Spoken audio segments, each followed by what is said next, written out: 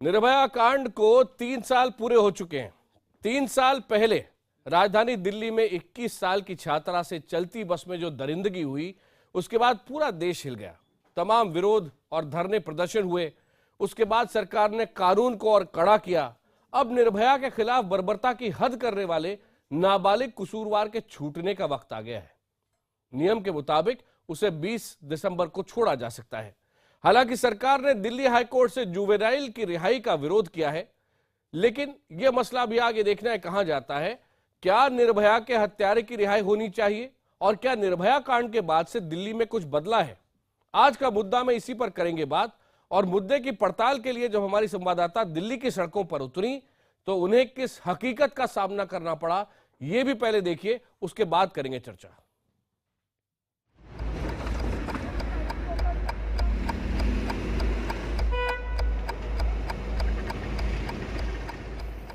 रात के करीब 10 बज रहे थे। दिल्ली के द्वारका मेट्रो स्टेशन के पास एक अंधेरी सी सड़क पर खड़ी ये लड़की हैं हमारी संवाददाता तनुश्री पांडे। निर्भया कांड के 3 साल बाद दिल्ली के हालात और महिला सुरक्षा को लेकर रियलिटी चेक के लिए यहाँ खड़ी हैं। कैमरा भी रोल हो रहा है। सड़क बिल्कुल सुनसान नहीं है। इक्का दुक्का गाड़ियाँ चल रही हैं। पास ही में मेट्रो स्टेशन है, इसलिए कई लोग इस रास्ते का इस्तेमाल करते हैं। तभी एक वैगनआर कार आकर रुकती है। तनुश्री थोड़ा ठिठकती हैं। वैगनआर से एक एक कर 3 लोग उतरते हैं और हमारे कैमरामैन राजू खत्री से उलझ जाते हैं और हमें शूट करने से रोकने की कोशिश करते हैं। किस चीज की हो रही है शूटिंग? हो रही है शूटिंग यार, मैं अलाउ तो नहीं करता इसकी शूटिंग। मैं तो केस ठोक दूंगा यार। इवेंचुअली ना, पता क्या, गाड़ी जो दिख रही है वो हमारी दिख रही है। चल करने दे इसको शूटिंग। पता नहीं क्या ढूंढने की कोशिश कर रही थी गाड़ी में। किस चीज की शूटिंग हो रही है? अच्छा, डेट वेट दिखे ना तो बता देना ढंग से। हाँ बिल्कुल। वो थोड़ा बम्पर से डाउन है। नहीं, मेरे ख्याल से ये थोड़ा जूम वूम करेंगे तो दिख जाएंगे 2-4 बम्पर के डेंट और। सही है। इन लोगों की बातचीत से हमें अभी तक तो ये समझ में आ चुका था कि इनके पास कोई काम नहीं है। ये नशे में हैं और बदसलूकी के साथ साथ हमारे काम में दखल देने के मकसद से आए हैं। जब बात ज्यादा बढ़ गई तो इन लोगों ने अभद्र भाषा का भी इस्तेमाल किया। हमारे कैमरामैन ने कैमरा चालू रखा। सुनिए क्या कुछ हुआ वहाँ पे। वो काम कर रहा है तो काम ही कर रहे हैं ना भाई। यार काम कर रहे हो तो फिर थोड़ा तुम अपने तफरी के लिए आगे गाड़ी आगे लगा दी भाई। मैं तो नौकरी कर रहा हूँ ना, मैं तो कंपनी ने मुझे भेजा है काम करने के लिए, मैं तो नौकरी कर रहा हूँ। अच्छा, तो आप लोगों का ये क्या नाम है आपका? स्टाइल है। एक सेकंड हेलो। हाँ, एक है, मैं उससे बात करके बताता हूँ। जो लोग हमारे काम में रुकावट डाल रहे हैं वो खुद को ताकतवर साबित करने में जुटे थे। हाँ, क्या नौकरी करता भाई? मैं कैमरा मैन हूँ, CNN इसमें CNN IBM। क्या कर देगा तू? जब हमने कैमरा बंद नहीं किया तो इनमें से एक ने कैमरे पर हाथ मार दिया। क्या करेगा तू? ये गाड़ी फोटो लेके। एक सेकंड, नहीं तेरी बात सुन नहीं। एक सेकंड। तो क्या भाई You cannot film anybody with their prior concern, can you? We are the authority. Tanushree ने पुलिस को फोन मिलाने की कोशिश की, तब उनमें से एक शख्स घबरा गया और अपने साथी को बदसलूकी से रोकने लगा। अरे मत छेड़ यार, मत कर। सारदा, डोंट डू इट यार। यह है दिल्ली की हकीकत। निर्भया कांड के बाद सुरक्षित दिल्ली के तार-तार होते दावे। क्या निर्भया कांड से दिल्ली ने कोई सबक नहीं लिया? क्या निर्भया कांड के बाद तब जबरदस्त आंदोलन करने वाले नेताओं ने दिल्ली की सत्ता पर काबिज होने के बाद इस दिशा में कोई भी गंभीर कोशिश नहीं की? तब बड़े बड़े दावे करने वालों के रहते ही अब निर्भया कांड का सबसे बर्बर नाबालिग अपराधी 20 दिसंबर को रिहा होने वाला है। हालांकि उसकी रिहाई के खिलाफ सुब्रमण्यम स्वामी ने कोर्ट में याचिका दायर की है। यही नहीं, केंद्र सरकार ने भी दिल्ली हाईकोर्ट से उसके छूटने के बाद की योजना पर विचार करने तक रिहाई टालने की अपील की है। इस रिहाई की खबर से कई तरफ चिंता महसूस की जा रही है। He should be properly reformed and then only he should be. Otherwise he can again commit the same mistake. उसके छूटने के बाद सरकार एक उस उम्र के बच्चों को राइट दे रही है कि तुम 18 साल से पहले कुछ भी करो, तुम्हारे लिए कोई सजा नहीं है, तो ये अपराध को बढ़ावा दिया जा रहा है। दिल्ली की हकीकत और ऐसी चिंताएं, क्या ये गैर वाजिब हैं? Bureau report IBN 7। इस मसले पर बात करने के लिए हमारे साथ हैं आम आदमी पार्टी के प्रवक्ता दिलीप पांडे। स्टूडियो में हमारे साथ हैं बीजेपी की नेता नूपुर शर्मा, सामाजिक कार्यकर्ता रंजना कुमारी भी हमारे साथ जुड़ चुकी हैं, कांग्रेस की नेता शर्मिष्ठा मुखर्जी हमारे साथ बनी हुई हैं और IBN डिजिटल के एडिटर जयदीप कर्णिक हमारे साथ हैं और CNN IBN की संवाददाता तनुश्री पांडे, जो रियलिटी चेक के लिए रात में देखने गई थी कि दिल्ली क्या वाकई बदली है। तनुश्री भी हमारे साथ है। तनुश्री, सबसे पहले आप ही से जानना चाहूंगा, निर्भया कांड को आपने कवर किया था, ये 3 साल जो बीते हैं इसमें दिल्ली आपको पहले के मुकाबले ज्यादा सुरक्षित, ज्यादा सेफ लगती है लड़कियों के लिए? जैसा कि आपने वीडियो में देखा, इस वाकया ये क्लियरली दिखाता है कि इन 3 साल में ज़्यादा कुछ नहीं बदला है। हम लोग शूट करने गए थे कि कितना बदला है और आप देख ही सकते हैं कि कैमराज रोल कर रहे थे, वहाँ पे जर्नलिस्ट खड़े थे। हम लोगों ने उन्हें बोला भी कि हम लोग एक न्यूज़ चैनल से हैं, पर इतना होने के बावजूद भी उनमें कोई डर नहीं था। तो हम लोग, यही दर्शाता है उनका मेंटालिटी, यही दर्शाता है उनका ऑडासिटी कि इन सब के बोलने के बावजूद भी एक मेट्रो स्टेशन के बाहर 10 बजे, जहां 2 मिनट में एक पुलिस चौकी भी है, उनमें कोई डर नहीं है। तो मुझे नहीं लगता है, क्योंकि मैं कवर करती हूँ इसे, तो मुझे नहीं लगता है कि ग्राउंड पे ज्यादा कुछ बदला है इन 3 सालों में। ये तो आपने लोगों की बात की, पुलिस का रिस्पॉन्स कैसा था? तेज था कि नहीं था? पुलिस के पास जब हम लोग गए, हाँ, लोअर लेवल पे थोड़ा सा रेग्रेसिव हमें मेंटालिटी देखने को मिला। उन्होंने बोला मुझे कि आपको इतना लेट बाहर जाके शूट करने की क्या जरूरत थी, पर जब DCP ने मामले को अपने हाथ में लिया तो हाँ, प्रोसीजर बहुत जल्दी फॉलो किया गया। ठीक है, मेरे ख्याल से आपको एक एडवांटेज ये भी रही होगी कि आप एक पत्रकार हैं, आपने उनको बताया होगा कि आप पत्रकार हैं। तो बिल्कुल मैंने उन्हें बताया है कि पत्रकार है, और जब हमारे चैनल ने खुद स्टेप इन किया तब दिल्ली पुलिस ने प्रोसीजर को बहुत आगे बढ़ाया। बट हाँ, कहीं हमने देखा कि हाँ, अभी भी वो रेग्रेसिव मेंटालिटी कि लड़कियों को इस टाइम के बाद बाहर नहीं जाना चाहिए और क्यों ही गए थे वो बाहर, इनके साथ तो होना ही था, वो अभी भी आप पा सकते हैं पुलिस में। इस वक्त अरविंद केजरीवाल प्रेस कॉन्फ्रेंस कर रहे हैं, पहले जल्दी सुनते हैं वो क्या कह रहे हैं। उनके ऊपर आखिर CBI ने रेड क्यों मारी? पूरा दिन की घटनाओं के बाद ये कहा जा रहा है कि ये रेड मेरे प्रिंसिपल सेक्रेटरी राजेंद्र जी के पुराने कुछ 2007-2008 से संबंधित उन्होंने कुछ ठेके दिए थे, उनसे संबंधित ये रेड है। मुझे ये सरासर झूठ नजर आ रहा है। वो इस वजह से नजर आ रहा है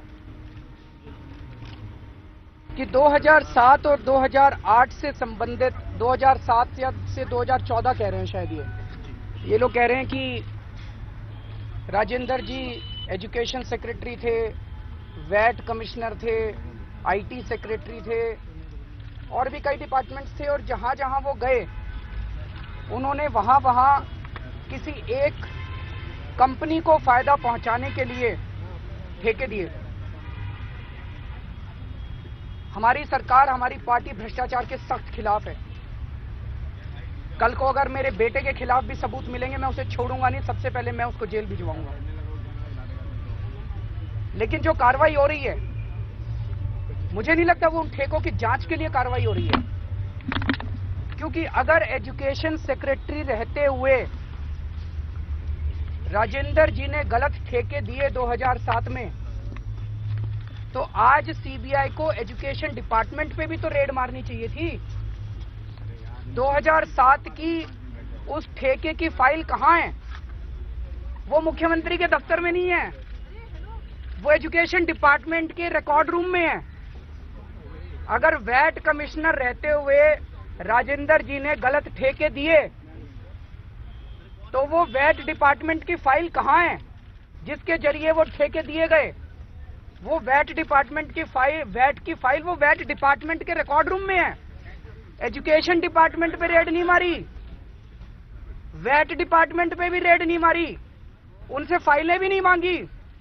जिन ठेकों की ये बात कर रहे हैं, उन ठेकों की फाइलें अभी तक दिल्ली सरकार से मांगी नहीं गई हैं। उन्होंने कहा कि IT सेक्रेटरी रहते हुए उन्होंने ठेके दिए, तो IT डिपार्टमेंट पे भी रेड नहीं मारी उन्होंने, मुख्यमंत्री के दफ्तर में रेड मारी है। मुख्यमंत्री के दफ्तर में 10 या 15 दिनों से ज्यादा पुरानी फाइलें नहीं होती हैं। मुख्यमंत्री के दफ्तर के अंदर फाइलें मेंटेन नहीं होती हैं। अलग अलग विभागों से फाइलें आती हैं, मैं साइन करता हूं, फाइलें वापस उस विभाग में चली जाती हैं। मुख्यमंत्री के अगर 2007 से 2014 के बीच के ठेकों की ये जांच कर रहे थे तो मुख्यमंत्री के दफ्तर में तो वो फाइलें मिल ही नहीं सकती। वो तो पुरानी फाइलें हैं, वो पुराने उस डिपार्टमेंट के अंदर हैं। तो मुख्यमंत्री के दफ्तर के अंदर वो कौन सी फाइलें ढूंढ रहे थे? पहली चीज तो इसका मतलब इनकी मंशा पुराने ठेकों को जांच करने की नहीं है। जितनी जगहों पे इन्होंने वो मारे हैं वहां वो पुराने ठेके नहीं मिलने वाले। पुराने ठेके जो जिनकी ये कह रहे हैं हम जांच कर रहे हैं वो एजुकेशन डिपार्टमेंट में है फाइल में, वो वहां पे वैट डिपार्टमेंट में, IT डिपार्टमेंट के अंदर है। दूसरी चीज, अगर ये वो ठेके दिए गए थे तो सरकार के अंदर ठेके एक आदमी नहीं देता, नीचे से फाइल चलती है, उसके ऊपर डिप्टी सेक्रेटरी साइन करता है, स्पेशल सेक्रेटरी साइन करता है, फिर सेक्रेटरी साइन करता है, फिर मंत्री भी साइन करता है। उनको क्यों नहीं रेड मारी? उनसे भी तो पूछताछ होनी चाहिए। जो उस वक्त के डिप्टी सेक्रेटरी थे, उस वक्त के स्पेशल सेक्रेटरी थे, उस वक्त के मंत्री थे शीला जी की कैबिनेट के अंदर, जो भी उस टाइम का एजुकेशन मिनिस्टर था, जो भी उस टाइम का फाइनेंस मिनिस्टर था, जो भी उस टाइम का IT मिनिस्टर था, उसके यहाँ रेड नहीं मारी। उससे नहीं पूछा कि भाई साहब आपके समय में ये राजेंद्र जी ठेके दे रहे थे, आप क्या कर रहे थे? उनके भी तो फाइल होंगे साइनों पे, उनके भी तो साइन होंगे फाइलों पे। उनके यहाँ रेड नहीं मारी, उनके यहाँ रेड नहीं मारी। मंत्रियों के, शीला दीक्षित जी की कैबिनेट के जो मंत्री थे जिन्होंने मान लो ठेके गलत दिए गए थे, गलत दिए, फांसी पे टांग दो, सबको टांग दो। शीला जी के मंत्रियों के साथ आपकी क्या दोस्ती है? अगर ठेके गलत है उनको क्यों नहीं किया? उस वक्त का स्पेशल सेक्रेटरी, डिप्टी सेक्रेटरी, फलाना सेक्रेटरी, ढिमका सेक्रेटरी, वो उसको क्यों नहीं किया? मकसद उन ठेकों की जांच करने का नहीं है, मकसद केजरीवाल है। राजेंद्र तो सिर्फ बहाना है, केजरीवाल निशाना है। तो आज वो क्या कर रहे थे? सुबह से CBI आके मेरे दफ्तर के अंदर सारी फाइलें जांच कर रही है, सारी फाइलें, पिछले 10-15 दिन की फाइलें आई हुई हैं जिनको मुझे साइन करना है, वो सारी एक फाइल खोल के देख रही है। क्यों देख रही है? CBI आज मेरे दफ्तर में क्यों आई है? कौन सी फाइल ढूंढ रही है? ये मेरे को बताना अब जरूरी हो गया है। कौन सी फाइल ढूंढने के लिए आए हैं CBI वाले? ये फाइल है DDCA की फाइल, जिसके अंदर अरुण जेटली फंस रहे हैं। अरुण जेटली पिछले कई सालों से प्रेसिडेंट है DDCA के, और DDCA के अंदर जितना भ्रष्टाचार हुआ है अरुण जेटली के रहते हुए, उसकी मैंने जांच कमेटी बिठाई थी, उसकी रिपोर्ट आ गई है, और उसके ऊपर अब कमीशन ऑफ इंक्वायरी बैठने वाला था, जिसकी फाइल मेरे दफ्तर के अंदर है। उनको अरुण जेटली जी की फाइल ढूंढने के लिए आए थे ये। इनको कोई लेना देना नहीं है अरे राजेंद्र ने क्या ठेके दिए थे। अरे राजेंद्र ने ठेके दिए थे अगर 2007 में, तो 2015 तक क्या कर रहे थे मोदी जी? आपकी सरकार आए हुए तो बहुत दिन हो गए। अब 2015 तक आपने, मैं आपको बता दूं मोदी जी, आपने दूसरों को तो डरा दिया CBI से। केजरीवाल नहीं डरने वाला। आपको पता नहीं है मैं किस मिट्टी का बनाऊं। केजरीवाल नहीं डरने वाला। आखिरी सांस तक मैं मर मिटूंगा, देश के लिए लड़ता रहूंगा, लेकिन और मैं मोदी जी के इन CBI और टुटपंजियों से और इन गीदड़ भभकियों से नहीं डरने वाला। मैं ये उनको साफ साफ कह देना चाहता हूं। जहां तक कहना शब्दों का चयन ठीक से नहीं किया, अरे तुम्हारे तो कर्म फूटे हैं, मेरे तो शब्द खराब होंगे। मैं तो गांव का सिवानी में पैदा हुआ था, हिसार के पास एक गांव है मेरा, हो सकता है मेरे शब्द खराब हो, तुम्हारे तो कर्म खराब हैं। तुम अपने कुकर्मों की माफी मांगो देश से, मैं अपने शब्दों की माफी मांगूंगा देश से। तो अरविंद केजरीवाल सीधे सीधे हमला कर रहे हैं प्रधानमंत्री नरेंद्र मोदी पर। और नूपुर, आपकी पहली प्रतिक्रिया चाहूंगा, क्योंकि वो कह रहे हैं कि अब मुझे बताना पड़ेगा कि वो कौन सी फाइल है जिसको ढूंढते हुए यहां तक आए। अरुण जेटली की फाइल है, जब वो DDA प्रेसिडेंट थे उस वक्त की, उसकी जांच चल रही थी, और उसी फाइल को ढूंढने के लिए वास्तव में CBI है, ये उनका आरोप है। मैं सबसे पहले तो कड़े शब्दों में निंदा करना चाहूंगी। क्या भाषा का प्रयोग करते हैं, अपने आप को गांव वाला बताते हैं। ये खैर IIT ये नहीं गए थे तो कोई और गया था क्या? पढ़े लिखे ये नहीं है तो कोई और है क्या? रेवेन्यू सर्विसेज में ये नहीं बैठे तो कोई और बैठा था क्या? वैसे तो अंग्रेजी में गपियाते हैं, लेकिन यहाँ पे आके ये दिखाने के लिए मैं आम आदमी हूँ जी, माफ कीजिएगा। मैं आज अरविंद केजरीवाल जी से सवाल पूछना चाहती हूँ, बहुत बड़ा सवाल। पिछले हफ्ते ACB ने राजेंद्र कुमार जी को क्वेश्चन किया था CNG ट्रांसपोर्ट का 100 करोड़ का जो स्कैम है, जिसकी 2012 में FIR रजिस्टर हुई है, ये और ये न्यूज में रिपोर्टेड बात है। तो या तो ये न्यूज पढ़ते नहीं या इनको पता नहीं था। जब जांच पूछ शुरू होती है ना, जांच पड़ताल, सबको पता होता है news titans around your neck, that's how investigation functions. जब आज एफएम ने कह दिया और हमारे सरकार में आज parliamentary affairs minister Venkaiah Naidu ji ने भी कह दिया कि हमें पता ही नहीं, CBI is independent to do its investigation, ये कांग्रेस नहीं है, भाजपा है, लोगों को बरगलाइए मत। सबसे पहले तो आम आदमी पार्टी को कहूंगी, आकाश जी मेरी पूरी बात सुनिए, क्योंकि ये जो उन्होंने किया है आज, जो टीवी पे आके कर रहे हैं, मेरे घर के पास है national school of drama, I swear to God, मुझे लगा था वहीं पे जाके भर्ती हो जाना चाहिए इनको। ये क्या मजाक बना रखा है जो आज इन्होंने ट्वीट किए हैं, इंटरनेशनल न्यूज बन चुकी है, इनको शर्म नहीं आती है? एक मिनट, आपने जो बात कही, ये हमारे देश की पूरे दुनिया के अंदर इट इज शेमफुल। पूरे पेशेंस के साथ दिलीप पांडे आपके प्रवक्ता ने सुनी। दिलीप जी जवाब देना चाहेंगे? ये ड्रामा है, उससे ज्यादा कुछ नहीं। देख ही लेते हैं आप उनके एक्शन और रिएक्शन से। बहुत दुर्भाग्यपूर्ण स्थिति है। पहले तो हम लोग चिंतित थे, परेशान थे कि जो सवाल उठाए गए हैं, यही सवाल माननीय मनीष सिसोदिया जी ने भी उठाए थे। उन्होंने कहा था कि अगर मामला तब का है जब वो एजुकेशन सेक्रेटरी थे, तो तीसरे फ्लोर पे उस दफ्तर में छानबीन और फाइलों की पड़ताल करने का क्या तर्क है, जहां पे उस भ्रष्टाचार के जुड़े हुई फाइलें हैं ही नहीं। अगर मामला एजुकेशन डिपार्टमेंट का था तो वहां पे भ्रष्टाचार की फाइलें कहां है? माननीय मुख्यमंत्री जी तो के आप जरिए कहना हमें चाह पता रहे हैं चला, पांडे जी, और आपको पता है भ्रष्टाचार की फाइलें कहां है, तभी आप कह रहे हैं हम निकाल के देंगे? कितनी शर्मनाक बात है। और ये वो पार्टी है, दिलीप जी सुनिए, बहुत ही मैं एक बात बताती हूँ आपको, आप लोगों से उम्रों में काफी कम हूँ, इसी देश में पली बड़ी लड़की हूँ, लेकिन आज दिल दुखता है कि आपने इस राजनीतिक, माफ कीजिए, सुनिए दिलीप जी, एंटी करप्शन भ्रष्टाचार विरोधी बता के आप पावर सत्ता में तो आ गए, लेकिन आज जिस भाषा का प्रयोग कर रहे हैं आप, पूरी दुनिया के सामने हमारे देश, हमारे देश की बेइज्जती कर रहे हैं, हमारे प्रधानमंत्री की बेइज्जती कर रहे हैं। मैं पूछना चाहती हूँ कि कुछ महीने पहले तो आपकी पार्टी ने, आम आदमी पार्टी ने सुप्रीम कोर्ट ऑर्डर के बहुत सहारा था, सुप्रीम कोर्ट ने ये ऑर्डर दिया था, सुनिए मेरी बात, के इन्वेस्टिगेशन करने से पहले, आकाश जी आप भी सुनिए, इनकी पार्टी की वेबसाइट पे इन्होंने प्रेस रिलीज निकाली है कि सुप्रीम कोर्ट का ऑर्डर तो हम सराहते हैं कि किसी भी इन्वेस्टिगेशन के पहले सरकार से पूछना जरूरी नहीं है। आज यूटर्न कैसे ले लिया? आप किस करप्ट ऑफिशियल को छुपाना चाह रहे हैं, किसको बचाना चाह रहे हैं, पहले आप ये बताइए दिलीप जी, आप क्यों करप्शन बचाना चाह रहे हैं? ठीक है नूपुर जी, आपकी बात पूरी हुई। अब 1 मिनट शुद्ध दे दीजिए दिलीप पांडे जी को। जी दिलीप जी, फिर मैं बाकी मेहमानों के पास जाता हूं, आप बात करें अपनी। नुपुर शर्मा जी, आपकी आवाज की ऊंचाई से आपकी ईमानदारी का नहीं पता चलता, आपको तथ्यहीन बातें नहीं करनी चाहिए। मैं अपनी बात रख देता हूं। दिलीप जी, ये सब 24 हमारे साथ नहीं चलेंगे, शर्म आनी चाहिए आपको। Look at the language you are using. अच्छा 1 मिनट सुन लीजिए उनको। बाप रे, बाप रे, हद हो गई यार, तुम क्या कर रहे हो? Dilip Pandey has no right to insult Nupur. Look, I am sitting on the program. Dilip Pandey, please mind your language. You cannot say like that to Nupur. Who said whatever is your discussion and whatever is your political? आप कह रहे हैं ना, जांच करो, मैं तो सामने खड़ी हूँ। Don't insult the other हम यहाँ पर शिष्टाचार में अटक जाएंगे, यहीं पे अटक जाएंगे। वरना मैं बहुत जिम्मेदारी के साथ कह रहा हूँ कि अगर ये दोबारा कोई ऑब्जेक्ट करेगा, आप इनके साथ डिबेट कर लीजिए, मैं इनके साथ झगड़ा नहीं कर पाऊंगा, मैं नहीं कर पाऊंगा। शर्म आनी चाहिए। एक minute Dilip ji, without any preamble आप अपनी बात पूरी कीजिए, क्योंकि आप जब किसी और को रेफर करके करते हैं तो वो जवाब दे लगता है। हाँ, गलत है, ये बिल्कुल गलत है। ये दिलीप पांडे अपनी नहीं, बात नहीं, करिए। ऐसा ये गलत है। मैं चुप, आकाश कुछ कह रही है। आकाश, अच्छा ठीक है, अच्छा आप हम सबको पेशेंस रखना चाहिए, हम सबको पेशेंस रखना चाहिए कि मैं दूसरे को रेफर कर रहा हूँ तो आप भी गलत है। आप मुझे अपनी बात रखने का मौका नहीं दे रहे, मुझे आपको अपने चैनल पे बुलाने का कोई लाभ नहीं है। आप चाहे तो भारतीय जनता पार्टी और कांग्रेस पार्टी के दोनों तेज आवाज में इंटरप्ट करने वाले प्रवक्ताओं के साथ अपनी डिबेट कंटिन्यू कर दीजिए। धन्यवाद। एक मिनट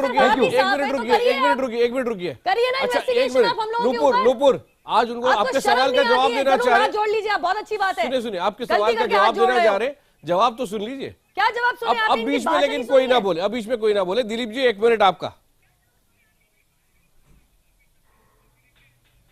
नहीं आकाश भाई, हो नहीं पाएगा मेरे से। जिस प्रकार की सामान्य सभ्यता का भी परिचय नहीं दे रहे हैं। कोई बोल रहा है तो बीच में बोलना नहीं चाहिए। कितने गंदे तरीके से बात करें, कोई तरीका होता है बात करने का? आपको शर्म नहीं आती है?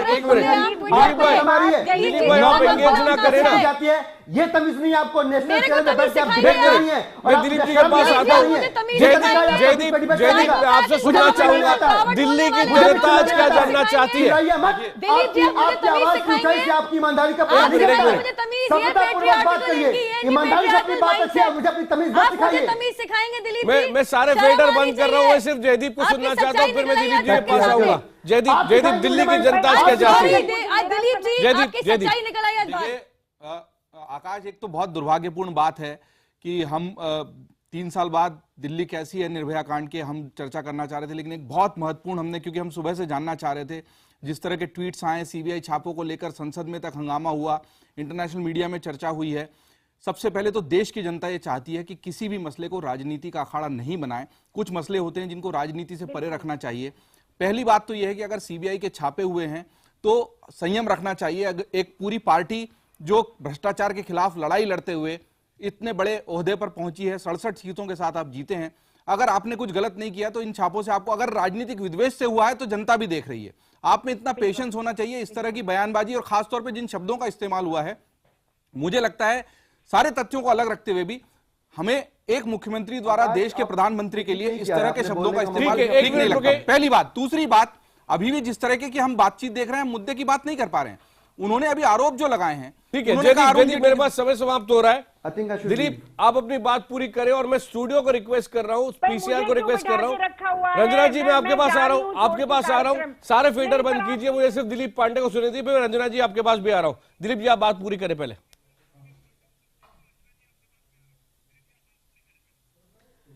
दो बातें ईमानदारी से मैं रखना चाहूंगा। 24 जून 2013 को माननीय नरेंद्र मोदी जी ने ट्वीट किया हुआ है और कांग्रेस पार्टी के ऊपर आरोप लगाया कि कांग्रेस सीबीआई का इस्तेमाल उनको इंटिमिडेट करने के लिए कर रही है। वो एक घटना है। इसके बाद 8 फरवरी 2014 को कांग्रेस, भारतीय जनता पार्टी की प्रवक्ता सीतारमन जी ने आरोप लगाते हुए कांग्रेस पार्टी पर यह कहा कि सीबीआई का इस्तेमाल गुजरात के देन चीफ मिनिस्टर को धमकाने डराने के लिए किया जा रहा है, जबकि सीबीआई ने उस समय यह कहा था कि अमित शाह जो भारतीय जनता पार्टी के अध्यक्ष हैं, उनके खिलाफ इनक्रिमिनेटिंग एविडेंसेस मिले हुए हैं। तो भाजपा यही रोना रोती थी जब कांग्रेस सरकार में थी, और कांग्रेस को इस समय सब कुछ ठीक लग रहा है क्योंकि उनको मौका मिल रहा है पॉलिटिकल पॉटशॉट खेलने का। हम 100 बातों की एक सीधी बात ये कहना चाह रहे हैं कि राजेंद्र कुमार, हम प्रोसेस के ऊपर सवाल कर रहे हैं, हम किसी को डिफेंड नहीं कर रहे हैं। जो गलत है उसको सलाखों के पीछे होना चाहिए, लेकिन पॉलिटिकल वेंडेटा का रोना, यही से शर्मिष्ठा मुखर्जी और भारतीय और कांग्रेस पार्टी के राहुल गांधी और सोनिया गांधी लड़ रहे थे। जब नेशनल हेराल्ड के मामले में न्यायालय ने उनको तलब किया था, तब राहुल गांधी और सोनिया गांधी पॉलिटिकल वेंडेटा का रोना रो रहे थे। हम उसकी भी बात नहीं कर रहे, हम एक छोटी सी बात कर रहे हैं, तर्कसंगत बात कर रहे हैं कि अगर एजुकेशन डिपार्टमेंट का भ्रष्टाचार है तो मुख्यमंत्री कार्यालय के 2 हफ्ते पहले की जो फाइलें हैं उसमें 2 साल 7 साल पहले के भ्रष्टाचार की डिटेल नहीं मिलेगी। मूर्खता मत करिए, देश को बेवकूफ बनाना छोड़िए। हकीकत यह है कि आप राजेंद्र कुमार के बहाने केजरीवाल के ऊपर निशाना। रंजना कुमारी जी, रंजना जी आखिरी 30 सेकंड आपके, और आपसे ये जानना चाहता हूँ क्या वाकई करप्शन साफ हो रहा है?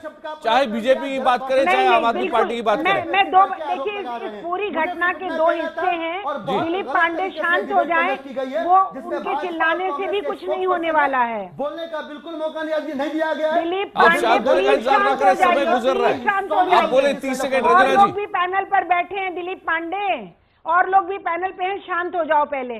सबसे बड़ी बात है, इस पूरे मुद्दे के दो पहलू हैं।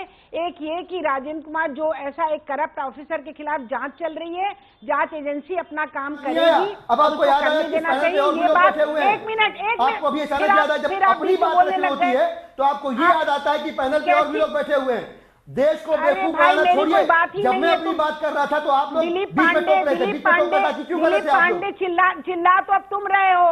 दिलीप पांडे चिल्लाने से तो सच नहीं हो जाएगा ना, झूठ का सच नहीं हो जाएगा। सबसे बड़ी बात यह कि जो करप्ट है, जब आप करप्शन के खिलाफ मुझे पता नहीं है, आपने सरकार बनाई है, 1.5 महीने पहले मैं सरकार बनाई करप्शन के खिलाफ, तो करप्ट ऑफिसर को ढकने की कोशिश मत करिए। और दूसरी बात, तो माफी चाहता हूँ, मेरे पास समय बिल्कुल समाप्त हो गया है। 3 मिनट मैंने एक्स्ट्रा ले लिए, फिर भी समय समाप्त हो गया है। लेकिन ये मसला यहाँ खत्म होने वाला नहीं है। जैसा कि आपने अभी देखा, अरविंद केजरीवाल एक पूरी तरह से नया आरोप लेकर सामने आ गए हैं। यहां से ही लगता है ये मामला राजनीतिक तूल ही पकड़ने वाला है। लेकिन सारी पार्टियों को ध्यान रखना होगा, जनता का ध्यान इस तरफ रहेगा और बड़ी पैनी निगाह रहेगी कि क्या करप्शन कोई पार्टी वाकई खत्म कर रही है। लौट रहे ब्रेक के बाद।